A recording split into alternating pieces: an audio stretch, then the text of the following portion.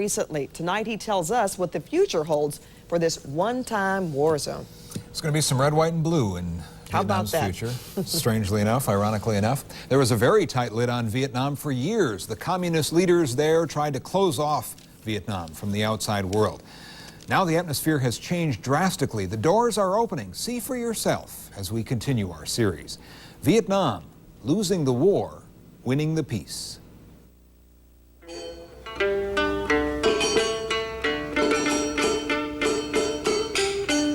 You can see the future of Vietnam by noticing the tall guy riding his bike through the streets of Ho Chi Minh City. George Pilgrim is a recent Yale graduate. His mom is Vietnamese. His dad, an American, was a soldier here 25 years ago. They both live in the U.S., but George has come back to Vietnam. I'd like to focus my career on being here and doing business, and also just getting more familiar with my family. You can see the future of Vietnam by meeting the 60-something guy making his way around Ho Chi Minh City. Luke Fogarty remembers this place when it was still called Saigon. After being away for 20 years, he's back. It's like nothing happened. They just got a little construction boom going right now. The intervening 20 years was just didn't take place. No one talks about it. No one complains. No one comes to me and says, how come you left us? Why did you abandon us? Why did you do this, as an American? They just don't want to hear about it. They're busy now. Back to work again. How I would use it in the future. You can see the future of Vietnam when you visit one of the hundreds of English classes that are in session 7 days a week.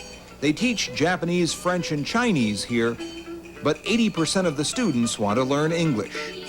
I have studied English for my job. The lesson plan sometimes seems right out of the all-American Book of Dreams. I have a new Mercedes. I have a new Mercedes. And a lot of money. In the bank. And they would have to have a lot of money in the bank to visit the just-opened Mercedes-Benz dealership in town. You can see the future of Vietnam here, too, but it's a very distant vision. If they sell one car a week right now, it's a good week. With a 200% import tax, these cars can sell for $250,000. Perhaps the more accurate picture of Vietnam is this one. Vietnam is moving ahead, but it's not always a smooth ride. Business leaders here want the U.S. to fully recognize Vietnam, dropping the last of the war-era barriers. But those war memories still exist. And I think it's pretty interesting. We talked with some Vietnam War veterans about their thoughts. Stu Resmer, for example, worries about the unanswered prisoner of war questions. That issue still hangs out there, and I think that we have a moral obligation to continue that search and not go further with this normalization. I think the Clinton administration is correct. The MIA POW issue is still a tragic issue that bothers me inside. I'm not sure where the fault is there. I think it's probably on both sides. We all have our time in hell, so to speak. We did with the war ourselves. So did the Vietnamese people. It's 20 years later, and they're growing. The city's growing. You can't stop development. And the future of Vietnam seems based not on memories of war, but on that magic word, development.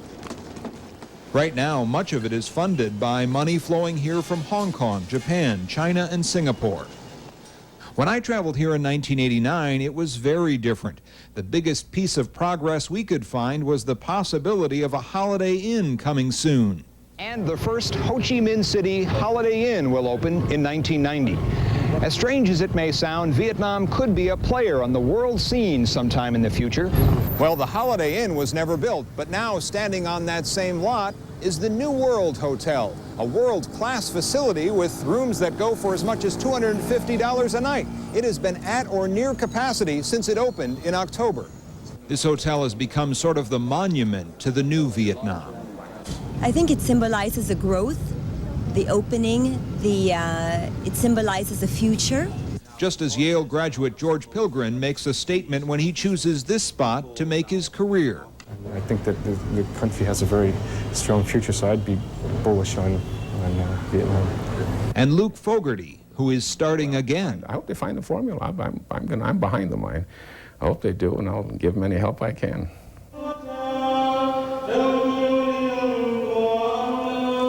And you wonder how they'll find the balance here. The Catholic Church, for example, is making a comeback. Religious freedom is growing, along with the return of the free market.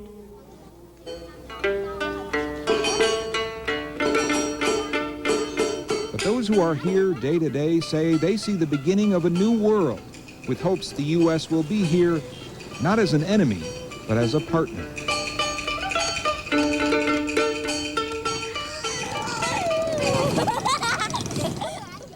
The latest guess on when the final barriers between the U.S. and Vietnam may come down?